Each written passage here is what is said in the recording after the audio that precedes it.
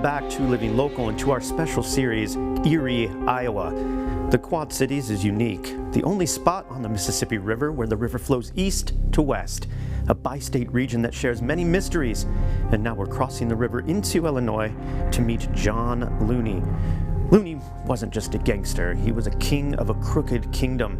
In the early 1900s, he ruled Rock Island from the shadows. Saloons, brothels, gambling dens, even City Hall.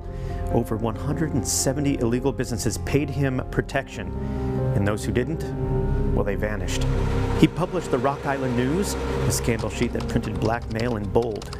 He bribed judges, buried rivals, and turned bullets into bargains.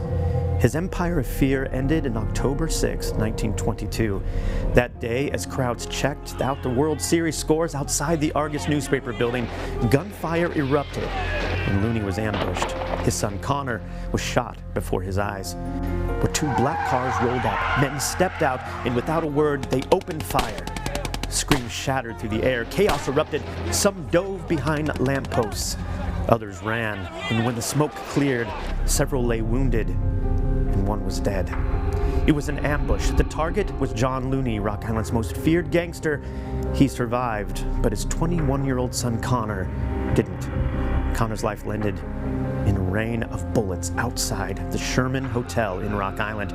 He tried to draw, but his gun jammed, bleeding out in his father's arms. His last words were chilling, "My gun jammed."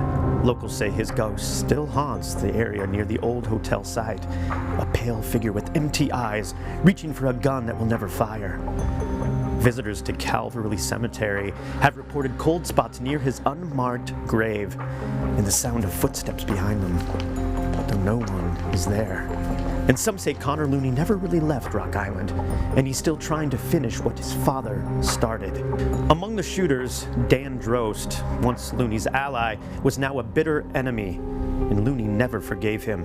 When Drost died in 1939, the Daily Times called him the man of mystery of the Looney Gang. He now lies in an unmarked grave, only yards away from Connor Looney's forgotten resting place. Two ghosts, one betrayal, a debt soaked in blood that may never be paid. Looney vanished, was arrested months later, and served 8 years, and died quietly in 1942. But his legacy lingered. Locals say Looney still haunts Rock Island. The government bridge creaks at night, and cold spots linger around the old Argus building. And some claim to have seen his ghost, long coat and cigar in hand, his eyes scanning for the next betrayal. Others think his spirit is trapped, not for the blood he spilled, but for the son he couldn't save. Eerie, Iowa is based on the book Eerie, Iowa by Michael McCarty and Bruce Walters. And I'm here with Bruce Walters and Michael McCarty, authors of Eerie, Iowa. It's a gangster noir with a supernatural twist. You know, what first drew you guys to the legend? Why do you think Looney still haunts Rock Island today? You could go.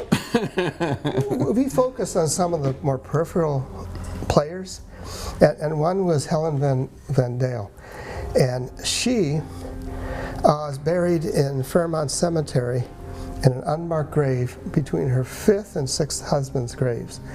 And she owned an establishment at the end of Wapello Road, and that hotel no longer exists. And I found it in a 1919 map. And so we know the location. And Michael arranged for a visitor. A psychic, yeah. Yeah. Had a psychic go, because we couldn't actually find the location. Well, it's a swamp. It's a swamp. So there's one side is a swamp, the other side is a junkyard. And so we kept on debating what side of the street was this, was it a brothel?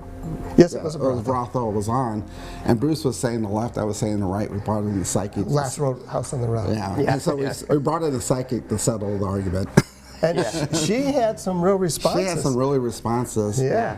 And you can still visit the site of the old Sherman Hotel here in downtown, and that's where people say that a lot of Looney sightings kind of happen. Have you experienced anything with Looney downtown? Not downtown, but I used to live next to the Looney House, which is on the cover of my other book, Ghosts of the Quad Cities. I've been in there about 3 times. Ever invited? People actually kind of said that I live next door to the Looney House. I think the Looney House people said they live next door to the Looney House, pointing to where I lived. Yeah. Rock Island tries to forget its mobster past, but the shadows remember. And on a quiet night, if you listen closely, you might just hear John Looney's footsteps, returning to claim the city that once trembled at his name. Eerie, Iowa is brought to you in part by Doodads. You can learn more when you check out Doodads on Facebook. Living Local continues after the break. Stay with us.